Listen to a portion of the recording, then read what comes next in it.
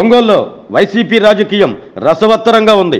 నిన్నటి వరకు అధికార ప్రతిపక్షాలు ఒకరు ఫ్లెక్సీలు ఒకరు చించుకోవటం తొలగించుకోవటం చూశాం. కానీ నేడు వైసీపీలో సొంత పార్టీ నేతలు ఏర్పాటు చేసుకున్న ఫ్లెక్సీలను వైసీపీ పార్టీ వాళ్లే తగలబెట్టడం చించుకోవటం చర్చగా మారింది. ఇటీవల వైసీపీ అధిష్టానం చెవిరెడ్డి భాస్కర్ రెడ్డిని ఒంగోలు పార్లమెంటుతో పాటు సంతనూతలపాడు, కావలి, కందుకూరు ఇన్ఛార్జిగా బాధ్యతలు అప్పగించారు. దీంతో ఒంగోలు వైసీపీ కార్యాలయ పరిసర ప్రాంతాలు అలాగే మంత్రి మేరుగు నాగార్జున క్యాంప్ ఆఫీస్ వద్ద చెవిరెడ్డి భాస్కర్ రెడ్డితో కూడిన ఫ్లెక్సీలు వైసీపీ నేతలు వేయటం, రాత్రికి రాత్రే చెవిరెడ్డి బొమ్మలతో ఉన్న ఫ్లెక్సీలను తగలబెట్టడం చించటం, ఇప్పుడు తిరిగి చెవిరెడ్డి భాస్కర్ రెడ్డి ఫోటోలు లేకుండా నూతన ఫ్లెక్సీలు వేయటం చర్చగా మారింది. బాధ్యతలు తీసుకుని ఒంగోలు రాకముందే చెవిరెడ్డికి అసమ్మతి సెగలు మొదలయ్యాయా? మరి వైసీపీ అధిష్టాన నిర్ణయం ఎలా ఉంటుంది? వైసీపీ శ్రేణుల్లో మాత్రం అయోమయం.